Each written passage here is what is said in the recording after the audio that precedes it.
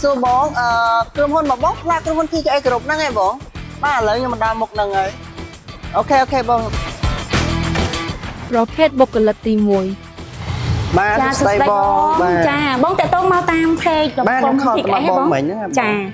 បងមានតម្រូវការទៅលើផលិតផលមួយណាដែរបង thời ca chỉ muốn một page motor span để dương ai phở phè chỉ muốn những ca nghe thông bàn chẳng á bóng mà ai đi comment trong bán bụng nhưng mà sơ đăng pi và page là đọc hòn đằng này chẳng á bóng បងមានតម្រូវការទៅលើប្រភេទ smart បងចង់ជាប្រភេទប្រើថ្មឬក៏ប្រើខ្សែភ្លើងដែរបង ខ្ញុំចង់បានជាមួយមួយភេទប្រើថ្មបងព្រោះតែខ្ញុំធ្លាប់ប្រើមួយខ្សែភ្លើងដែរអញ្ចឹងខ្ញុំចង់សាកជាមួយនឹងប្រើថ្មម្ដងណា អូចាអញ្ចឹងបើបងចង់ប្រើសាកជាមួយប្រើថ្មយើងនៅខាងនេះវិញបង អូខេបងតា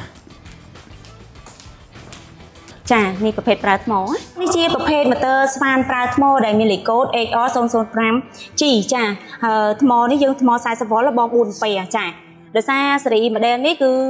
ចេញចេញមកក្រោយចាប្រភេទអត់ប្រើព្យុងទេណាបងហើយយើងមានប្រព័ន្ធ AVT ទៀតមានន័យថាកាត់បន្ថយរំញ័រចាអញ្ចឹងបងយកទៅគឺត្រូវមកហើយតម្រូវការបងចង់បានជាប្រភេទប្រើថ្ម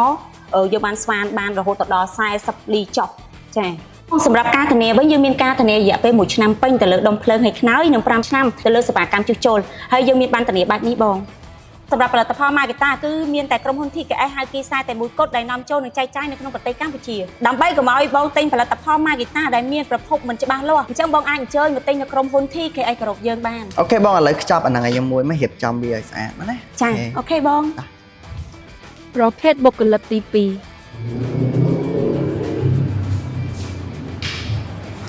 សួស្ដីអូន ជម្រាបសួរបងតើបងមានតម្រូវការជាមួយនឹងប្រភេទផលិតផលមួយណាដែរបង ខ្ញុំអត់សូវដឹងបងខ្ញុំចង់បានផលិតផលស្វាន motor ស្វានណាមាន motor ស្វានអីគេខ្លះដែរអូន និយាយទៅយើងមានប្រភេទ motor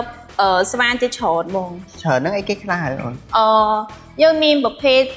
ស្វានបោកប្របាយស្វានបេតុងហើយនិងស្វានឈើបង អញ្ចឹងហ៎ ដូចបងឃើញអញ្ចឹងផលិតផលមួយនេះគឺសម្បកវាគឺមួមហើយជាមួយនឹងកម្លាំងខ្លាំងមែនតើ មកមកចុះអូនអាហ្នឹងគេផលិតមកពីអី ជួររបស់វាគឺផលិតមកជួរដែលមានគុណភាពខ្ពស់ខ្លាំងមែនតើដូចបងឃើញអញ្ចឹងមានផលិតផល Makita លើហ្នឹងអញ្ចឹងផលិតផលហ្នឹងគឺល្អខ្លាំងមែនតើស័ក្តិសមជាមួយនឹងការងារបង មានតែប៉ុណ្្នឹងឯអូនណា ចាបង ចុះផលិតផលហ្នឹងមកពីប្រទេសណាគេដែរ ចាបងផលិតផលហ្នឹងមកពីប្រទេសជប៉ុន ហើយធានាអីគេមានការធានាមានអីដែរ មានបងមានការធានារយៈពេល1ឆ្នាំទៅលើដុំភ្លើងហើយនឹងខ្នើយ ហើយផលិតផលហ្នឹងនាំចូលមកពីណាដែរអូន